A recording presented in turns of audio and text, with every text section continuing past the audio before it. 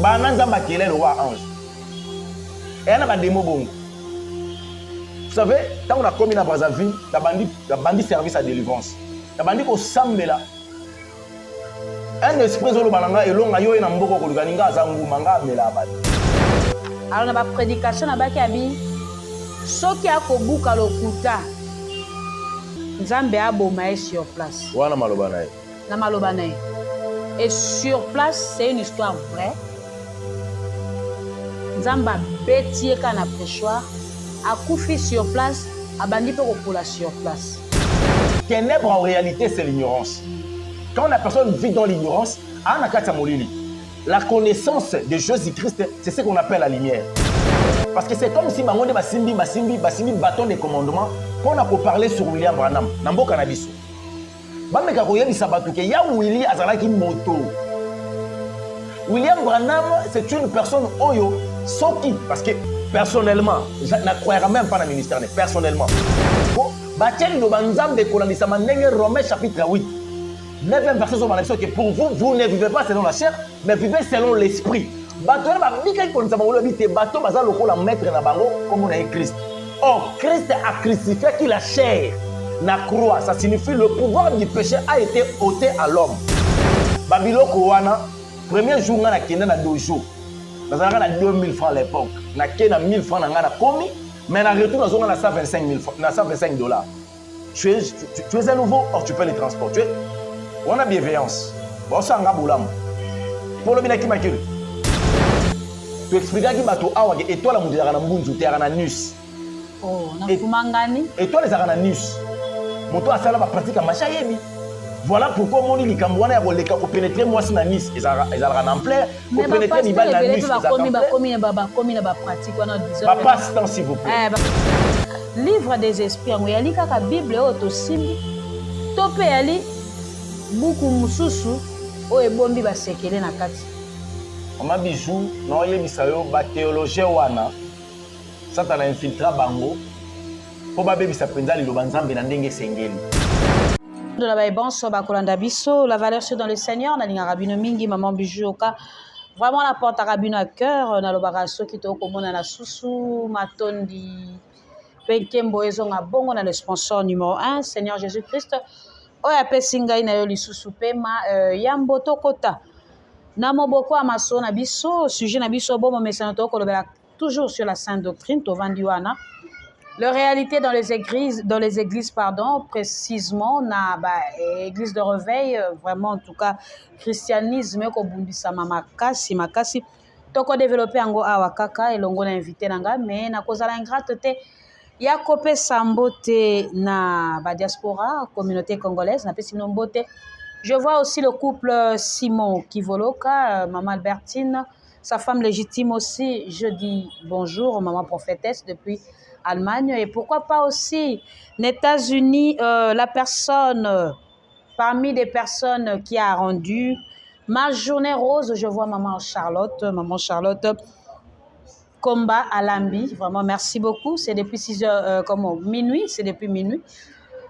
Salinga Bola, Moukou Nzamba Koba, toujours Kopambola yo, Kobomba yo, merci beaucoup encore une fois de plus. Karande na Oloba, le 14 juin, c'est après-demain, c'est mon anniversaire. Bino, live 20h30. Ngana Bino, to célébrer. To betape moi mokel solo, il y a expérience, il y a vie. Parce qu'une année de plus, c'est Baki Sami Peliko, nango 12 ans de mariage. Au Ngalanzalango, quand même, to betelanta maboko. Et ça, appelle-moi bien. Alors, to partager. Sujet na biso live, vous allez te partager expérience. Na koyo kabino. Ngape boroyo kapengai et ça biso moins bien, mais c'est juste pour 30 à 45 minutes on te relécate na pesi pembo tena moi si bonzenga babengi na kombo ya maman Rachel Alambi bambote na yo depuis Anvers na moni pesusu maman Laili Benga et papa Georges aza déjà en avion donc d'ici là to yambaye. Encore une fois je dis merci davantage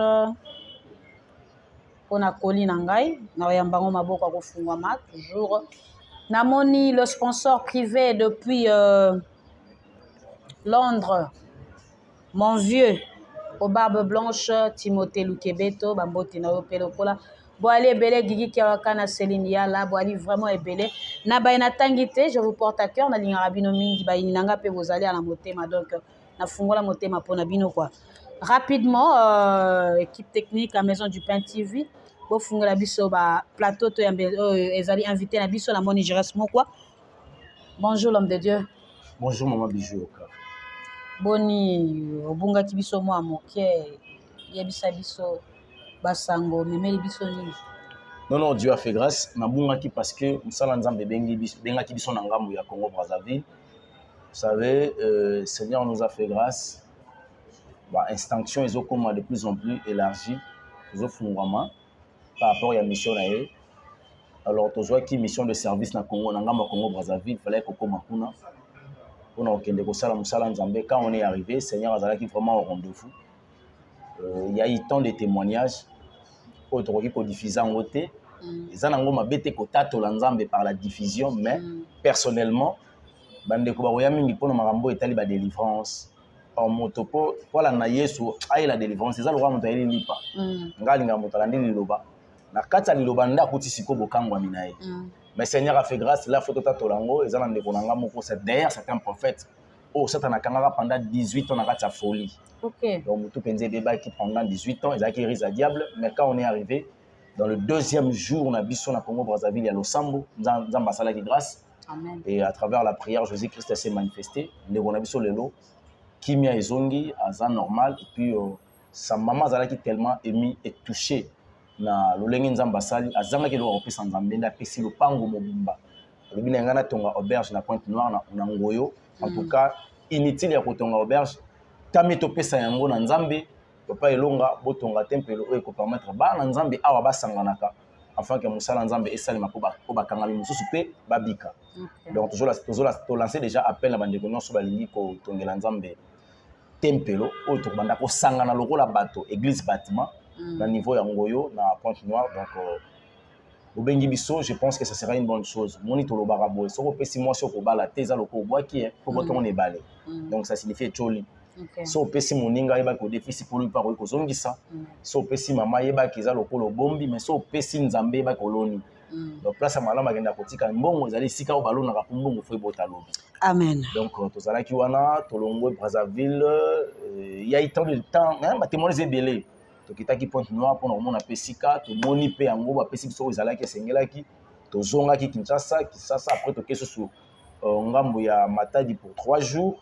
Donc makoleza siko na nzela ya Angola makoleza na nzela ya Angola pour na kopoma na Luanda bisika ope mpola pesa biso sur le pango mosusu na mabord grâce ya musala na ye moko aza pour élargir batante. Donc voilà, mais on est de retour pour le moment tozawana tozongi pour na musala nzambe. Merci beaucoup et Seigneur Koyokayo vraiment na mission monene to bengango mission évangélique. Ah oui, je suis un évangéliste. Voilà. Donc autant donc voilà. Vraiment esengo makasi koyoka basango kitoko boye na moko lelo. Yambo to banda na masona biso kande to lobaka kamba biso na losambo. Bongo tokota bongo na oyo ezali sujet ya masona biso moko. Éternel Dieu, Jésus-Christ de Nazareth, le roi du monde, le roi du Congo, mon maître, je te dis merci pour la grâce. Merci pour cette opportunité que tu nous as accordée. Seigneur, nous voulons parler de ta part. Nous avons l'insuffisance sur le plan humain. Seigneur, voilà pourquoi nous demandons le cher Saint-Esprit de l'éviter d'acheminer, pourquoi pas de conclure. Ceux qui ne confessent pas ton nom, je mets ça l'un de nous par le nom puissant de Jésus-Christ et nous avons ensuite prié. Amen. Amen. Oui, le lot tozali na sainte doctrine to moni ya solo christianisme ko bundisa makasi. Tala likambo oyo ekomeli ndeko moko ya branamiste, pasteur moko ya branamiste kaka na pays d'Afrique wa en plein culte à côté à lobby yandimelaka Seigneur Jésus-Christ te. À lobby Branham azali likolo ya Jésus. Yaouli. Abi Branham ali likolo ya Jésus. Alors na ba prédication na baki abi soki akobuka lokuta Nzambe aboma sur place. Wana maloba na ye. Na maloba na ye. Et sur place, c'est une histoire vraie. Nzamba beti ka na prêchoir, akufi sur place, abandi pe kopola sur place. Tala lolenge nini. makambo ya nzambe ekokende bato ntango bakolobela makambo ya nzambe est ce que basosola te ke non kanda ya nzambe mpe ezalaka tala réalité oyo tovivre alingi tombola Branham akitisa Seigneur Jésus-Christ et sur place kanda ya nzambe ebeti ye na moto ya bongo message nini okopase na peuple de Dieu bakolanda biso. Déjà, naye déjà azui, il me doit akufi parce que Galates chapitre 6 verset 7 elobi na biso, on se moque pas de Dieu. Mais c'est pas sa faute, c'est la faute ya enseignement ba pesaka ye ke ya wili aleki Jésus-Christ de Nazareth. Parce que le problème na bango ezali balinga ko croire na bato boyi baso se pena ekela mo boyi mokeli. Vous comprenez? Alors, au moni bato bandeko bato bazo enseignement ya wili ngaya mobo na mitunaka. Bon, on a mon aka qui n'a poussé ko yeba Jésus-Christ ezaka ngolo. Parce que tant yo yebi yesu na bato ba yebi été baza ko santete pe. Tu te poses des questions, c'est l'ignorance approfondie. C'est quoi au juste l'envoûtement?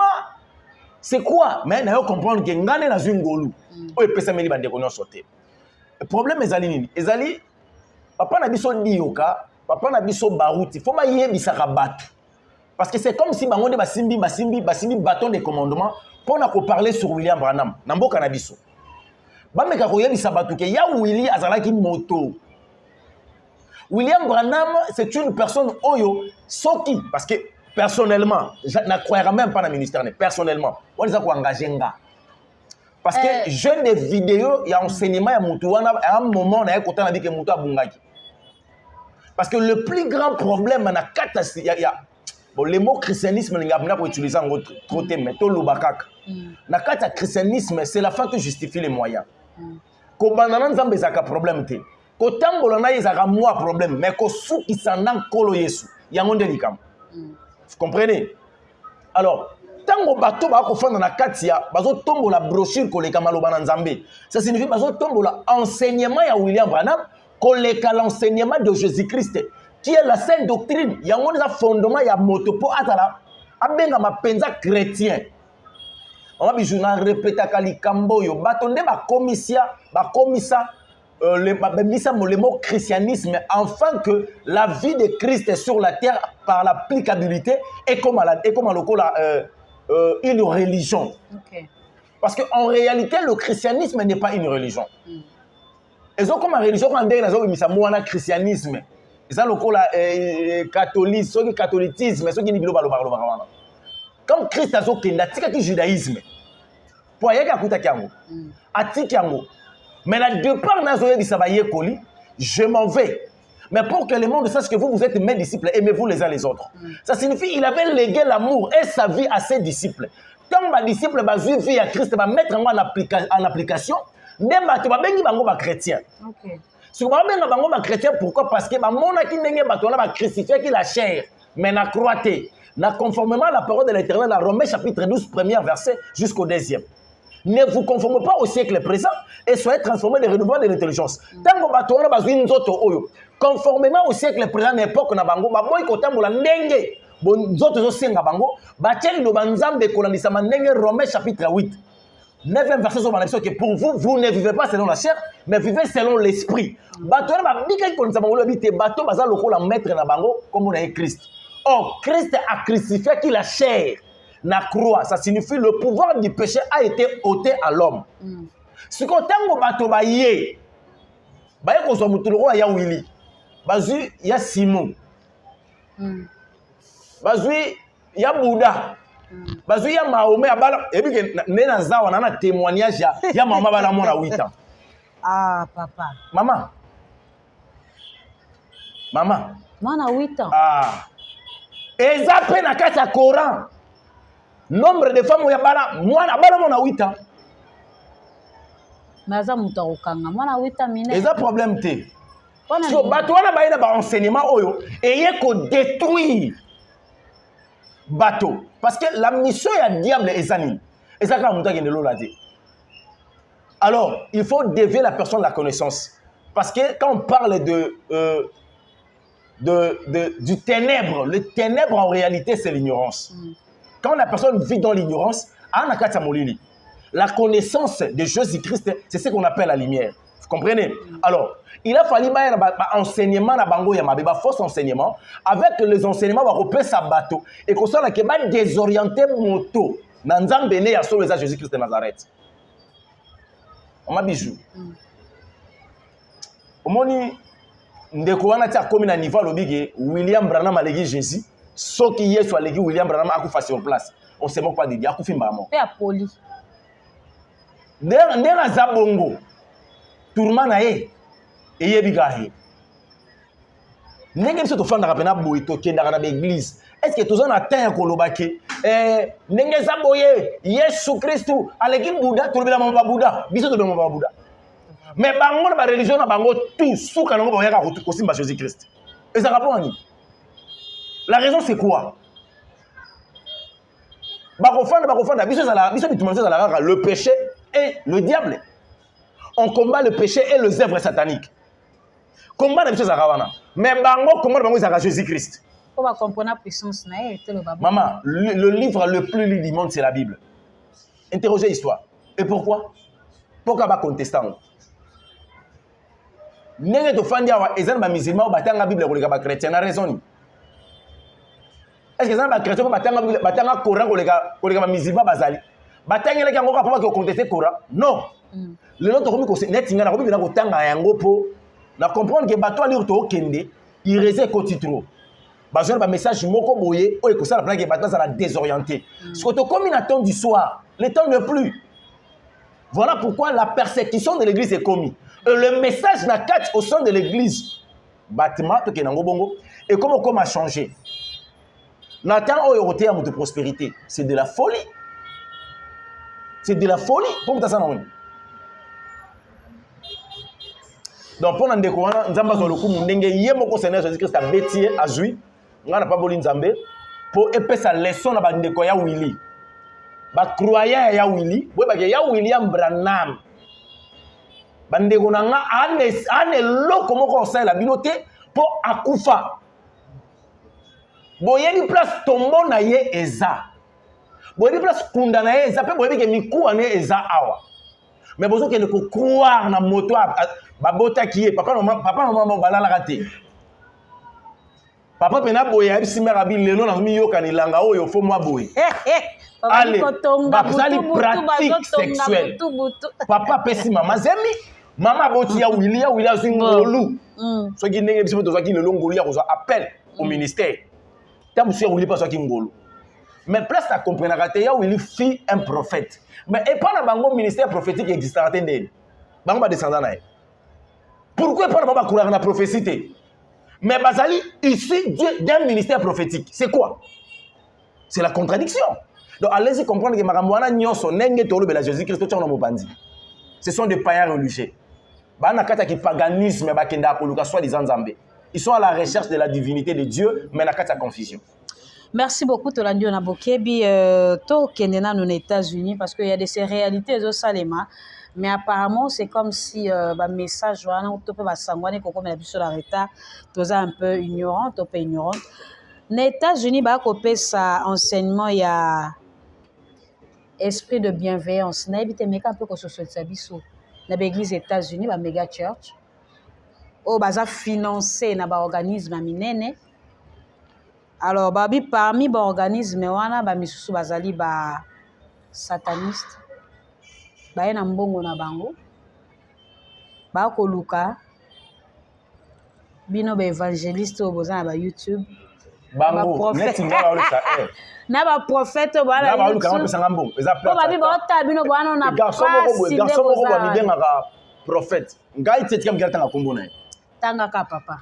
Kato ke so ba pekri. Kato ke décaissé l'autre. Ils ont un garçon qui a 174 000 $. Autres ont payé un jeep, ils ont reçu le pan, ils ont place au coton, l'église, ils ont reçu mais au ticket la vie cher pendant 1 mois. Babenga, bah ça le mot bosso qui a jeune leader. L'église na ils le mot bosso qui céleste, ceux qui ni, ceux qui ni. Na Hollande comme l'église en a bien. Na temps à combo na. Asa jeune penabo. Ah bon?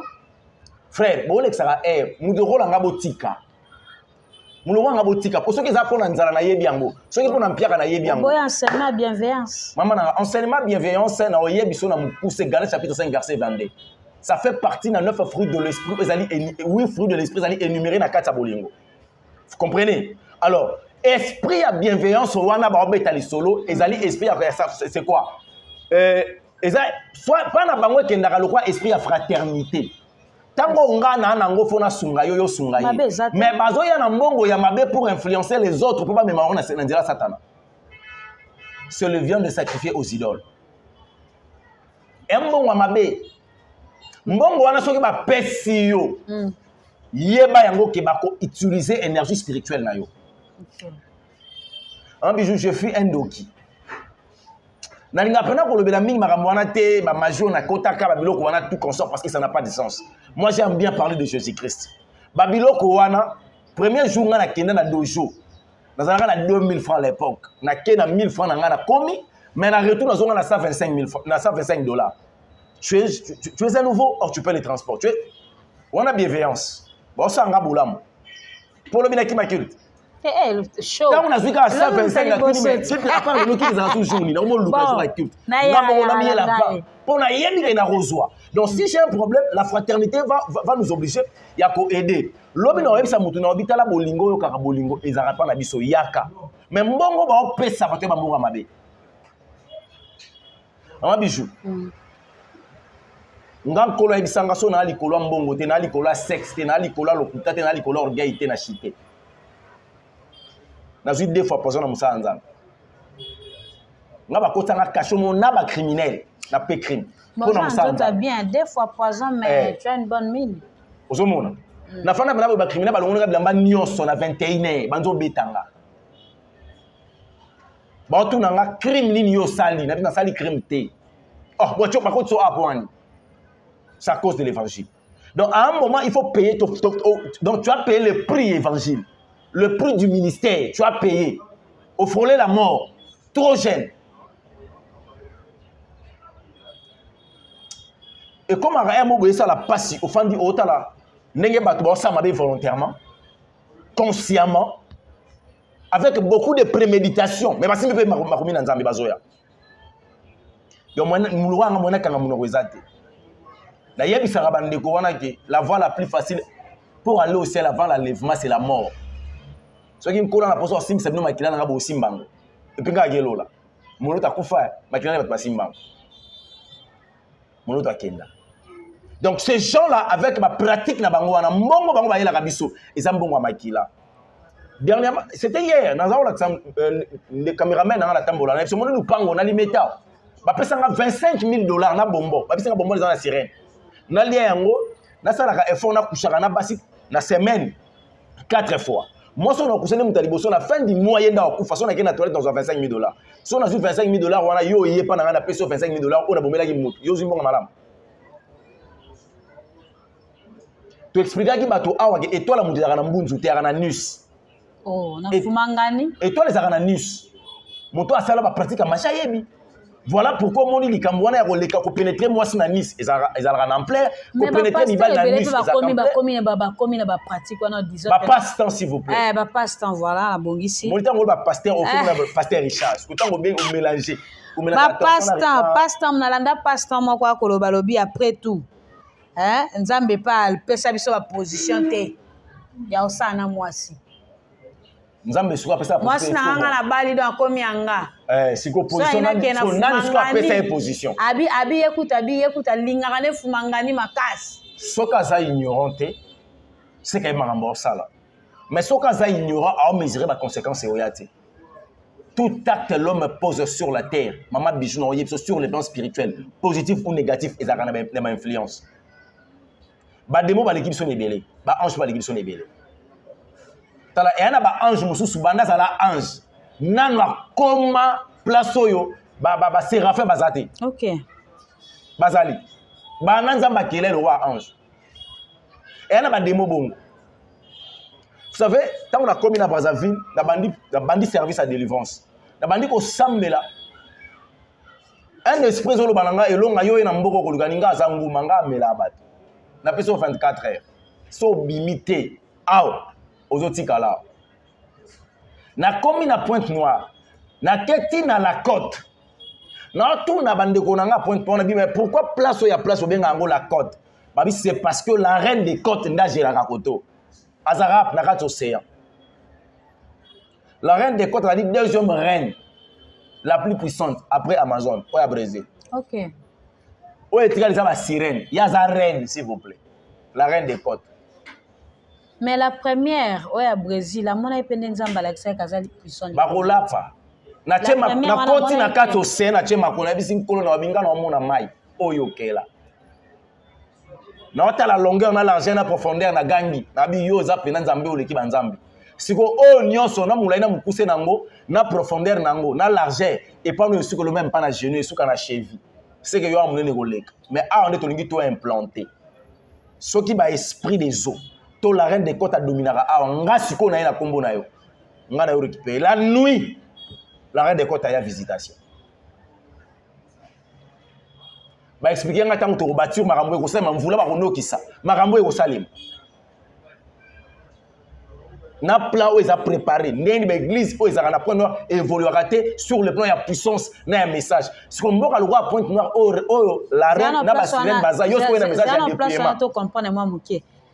Ba la ki sakio nzambe nda la ki sakio po na temps no beti séquence ya na butu la reine des côtes abimelio mokoti mbamo séquence ye mutaloba ki to nzambe nda lobi la reine des côtes présente bala ki singa une dame aye avant une dame Seigneur otali sanga na message na la ligne voulait noki mai et ça le roi inondation tant mai ke na mona tous les sortes d'insectes et ta mon mabe na tuni oh mais mboka mo ba insectes be singa ce sont des esprits et au visiter OK parce qu'on a monté sur sa fondation ba esprit est type place sur sa fondation au monde ba esprit nyonso ba kotinde lo bango do elingi ko ba ko so combat na forme nyonso.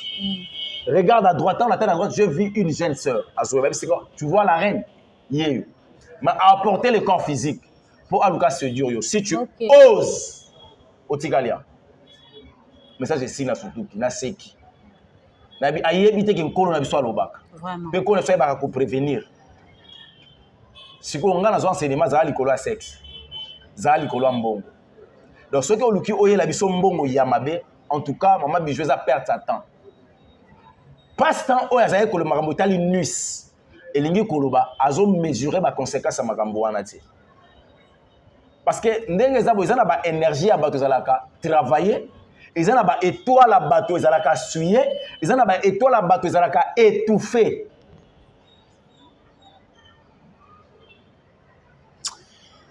vraiment en tout cas mambo ya pasi to moni susuka en États-Unis école il y a théologie de connaissance ba aussi le livre spirituel et loko etike ngai le mot théologie parce que lelo oyo to ebite motuna to tuna katango nyonso est-ce que théologie ezali moko ya banzela oyo ekotiseli biso lelo ba infiltrer na kati ya évangile? Évidemment, je dis oui. Yami balé, toni to sosola na kati ya théologie yango ya connaissance, livre des esprits yango. Et ali Bible parce que to so to tuni motuna na po outaka pe na magie, peut-être moi en connaissance pe ko kozala.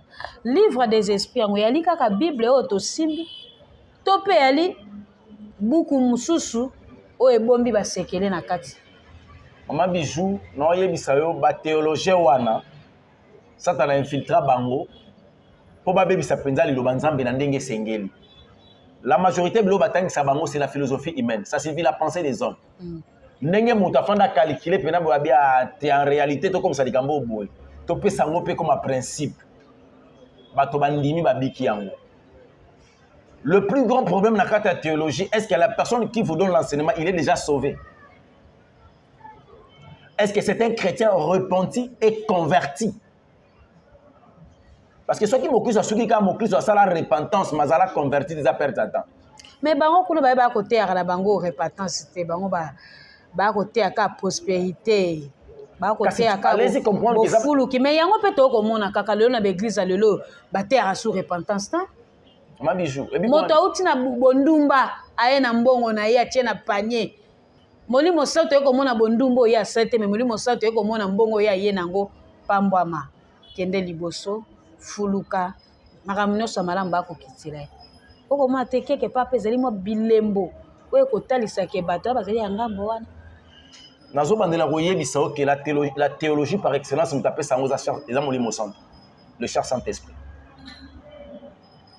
koajouter la connaissance eyaka mabe te mais moto azopesa connaissance est-ce qu'abika connaissance wana parce qu'on peut donner ou enseigner à la personne la chose que toi tu as déjà vécu bango moko baza bapratika liloba nzambe te eza bato batangi bible sans bamaîtriser liloba nzambe bijou la bible passera la bible elle-même passera mais la parole de l'éternel ne passera pas ça signifie cette bible que je détiens dans ma main là ekoleka mais liloba nzambe ekoleka te parce que liloba nzambe na kati ya bible eza nini ezali maloba bible oyo bakomi na kati ya bible yo ozwa yango obiki yango yango ndo komi kolobaki na komi kobika liloba nzambe mais na obika la bible te problème ezofanda wapi les émotions l'intellectualisme la philosophie ekoti au sein de l'église parce que bato bana posa mbongo mais eza bango te il y a une chose qui est vraie Satan azalaka omniprésent te mama bijou Satan azalaka omniprésent te yango moninga ntango nakenda na ngambo wana baprenaka biso les 5 mondes sataniques ntango batangisinga le monde kabbalistique batangisinga le monde cosmique batangisinga le monde pesifera batangisinga le monde pandaminium na le monde chromanium nde naye comprendre comment est-ce que bamonde wana efonctionnaka mpo edevie biso bato mpe togere biso bato tokomi une époque tozongi l'époque ya monde pandaminium na monde kabbalistique oyo lelo base coaliser mpo batravaille mokili soki olobi interroger histoire kala omona à l'époque bapa bazoka nkenza bazobeta bato baveste bato bazokweya eza monde pandaminium me bama yango mpe doza kala ezali pena so basali oyo abwa obomi bwato tezozonga ezonga parce que bawando tournoye kabo tokomona mpe système ya liseke distraction misato wana distraction mama bijou monde pandaminium eza kindoka lieu public monde à foule bawenze bacarrefour bastade basoi-disant baéglise na biso ya limité quartier général de l'impudicité babandal partout bisika onkolo aza te eza na bademongo bakamikusi bango nde bayaka kogere bato wana bolimete nyonso nzambe aza te limete wana nyonso nzambe aza te mama bijou nzambe aza partout masalaka bisika nyonso te est-ce que oyebi ke même na ndako ya nzambe azalaka mazalaka lokola témoin fidèle mpo wangana te koyaki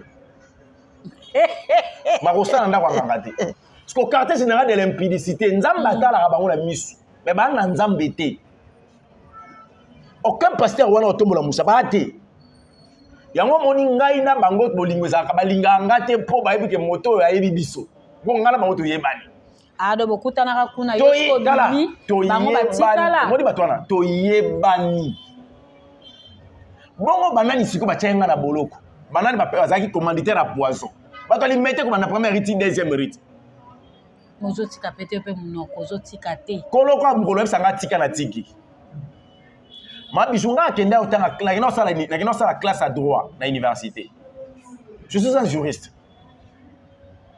donc ero mpe nakozala nga na parke ya kalamu nakozala mpe na parke ya matete nazolandela badossier nakomokenda nga prison nabimisa bato azape mbongo na tie na poche mais mokolo mokolo ebisinga bitike nyonso olandanga nayoka kanda moko osepela te comment kobenganga na temps plein l'intention ni na mboko ya Congo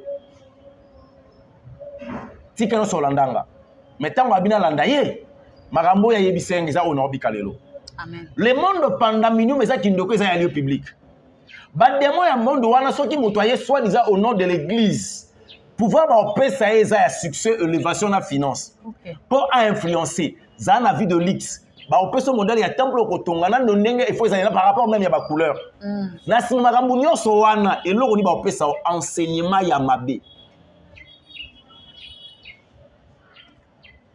est-ce que que limité na pesa kwa exemple moi mokuse limité ezaka na deux sortes ya église la musangana eza na ba église basala la pratique moko soit disant délivrance ba musu basala la pratique moko soit disant enseignement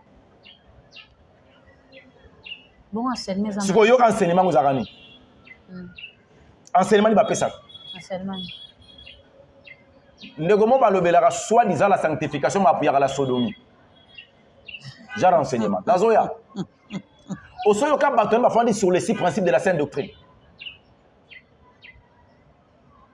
osoyoka bango bafandi nango osoyoka bato bafandi na kati pena ya Hébreux chapitre 6 premier verset bato wana Mama Bijou bato la pratique soit disait ba délivrance 17e 18e okititi oyeba 10e ri kuna kutu na ebité okomi na ba 8e ri na ebisio désordre okititi oya kosuka na première ri to kosuka na batalit ba biloko wana nyos allez-y comprendre que bato wana bon na vente ya Congo vente ya mboko eza na ba site au délivrance tango fo salema na Lualaba fo délivrance à Congo salema échangeur à limiter fo délivrance à Congo salema na parler du peuple. Et ça 3 sites oyo na moment opportun kolo ndenga zo mandaté basali na ye par rapport à makambo kolo zo ba pona mboka oyo to ça délivrance qu'on a limité pourquoi to ça on échangeur à limiter et mambo les gars wana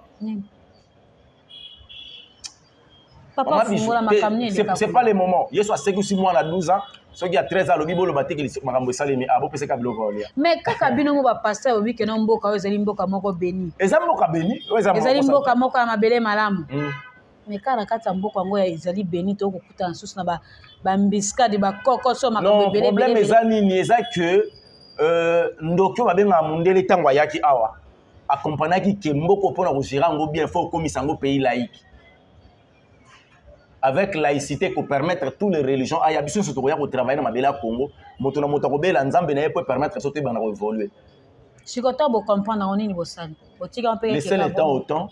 Quand on a mis cette révélation, il y a 3 sites où on a bien voté. Et vous photo zone na mofungo là. Té, c'est quoi au thème Mama Bijou? Soto kotika ta. On a limité wana, ceux qui osana kiss, ceux qui osimbi kiss. Au travail na limité ko évoluer. Limité. Pour ni balona nini pona changer. Et ça ma belo et ça vendi. La diable. Ba pratique salema na monima. Oui, tant on a échangeur et limité, ils ont représenté RDC. Ba pratique salema wana fungola na mwa mukeko. Ils ont représenté RDC. Mais ils ont représenté mission na nini? Oh, ils ont un monument.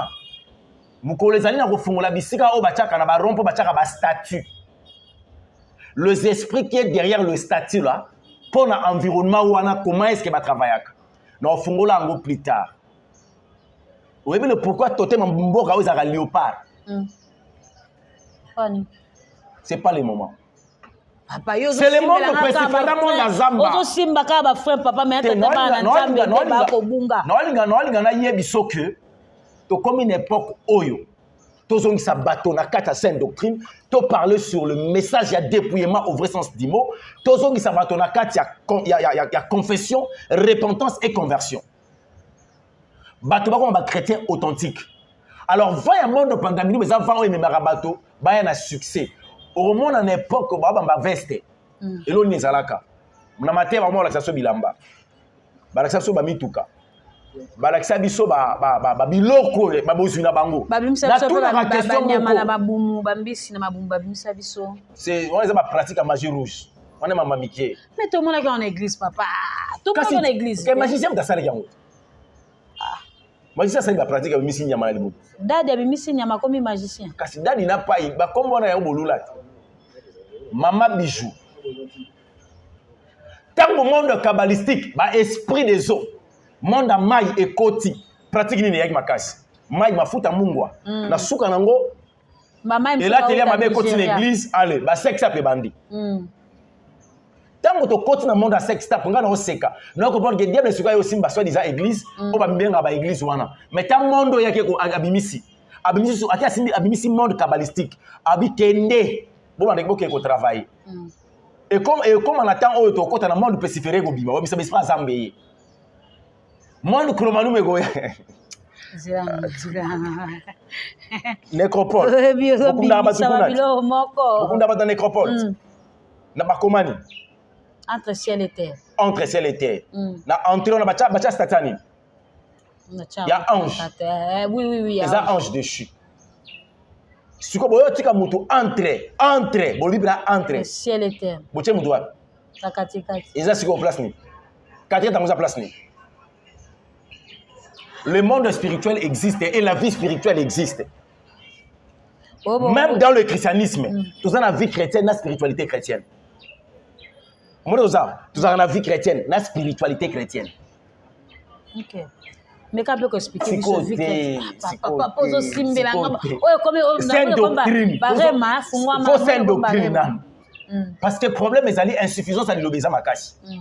Église corps du Christ. La repentance n'a pas été limitée. Alexandre a dit mais repentance au vrai sens du mot exact. Fruit nango batata nyonso wana ya biso tala lelo.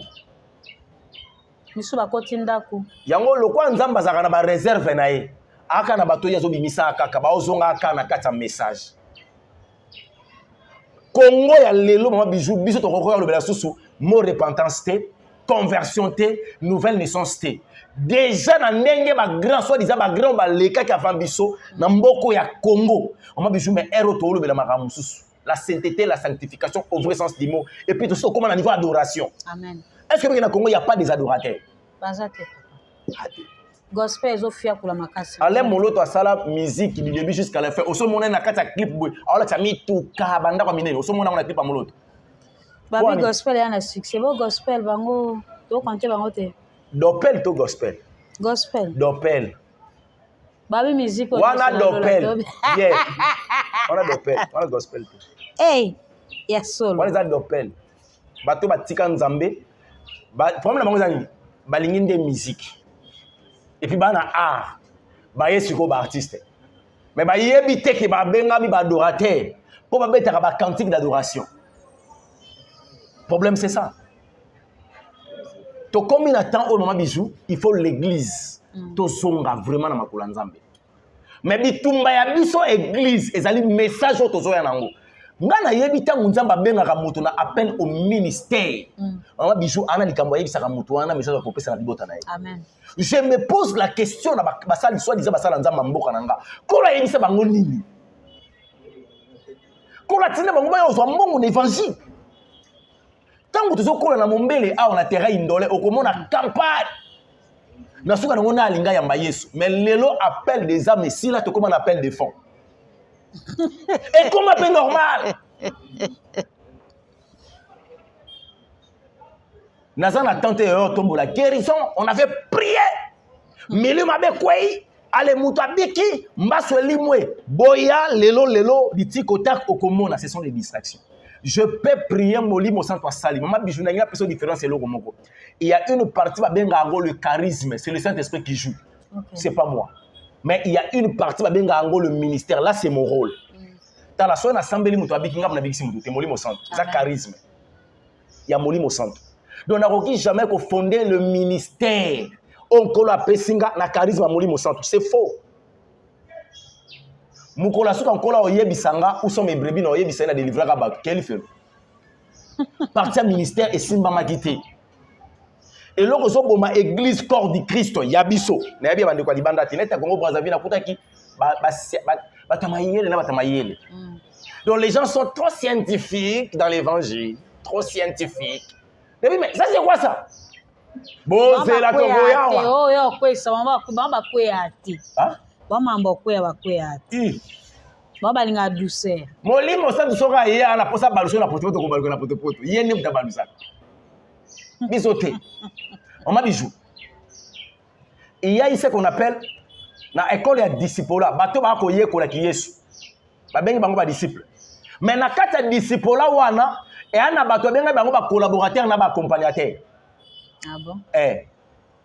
Yesu tango alongo na école disciple alongoli bato na école disciple ami bango na kati école apostolat. Ça signifie alongo na 62 na 72 ake na 12 apôtres. OK.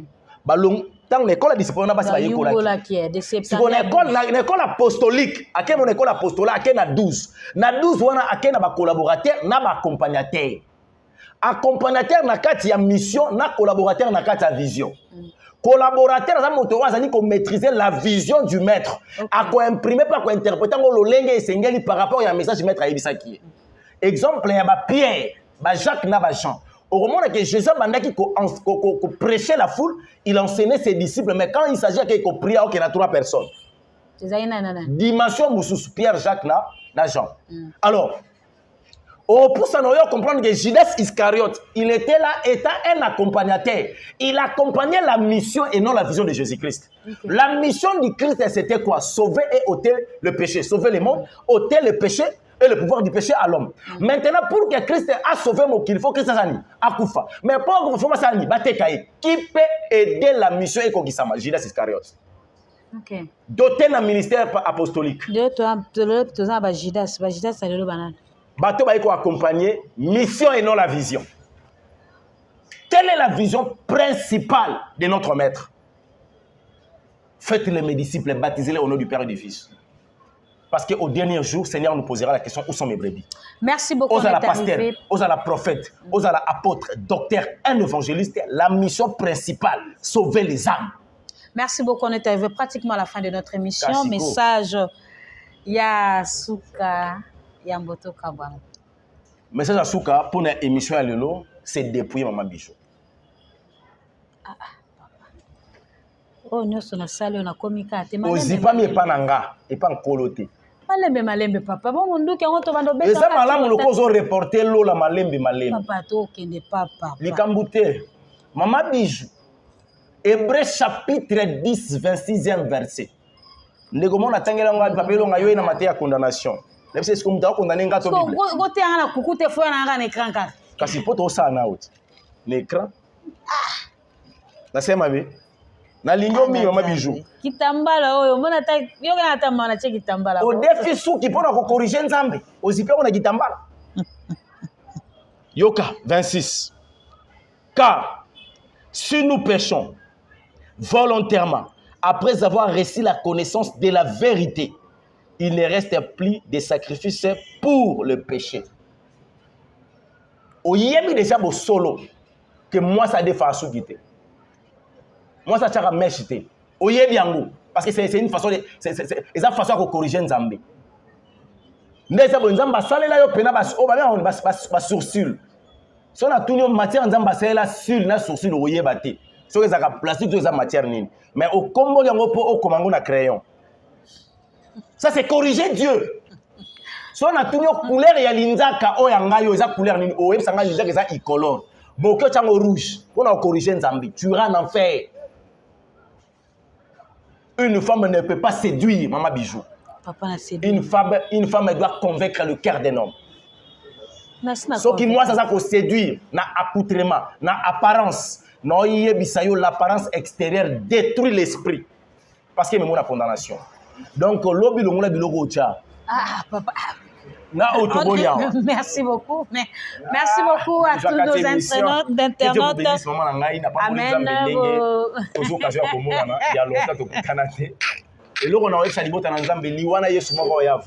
Amen. Amen.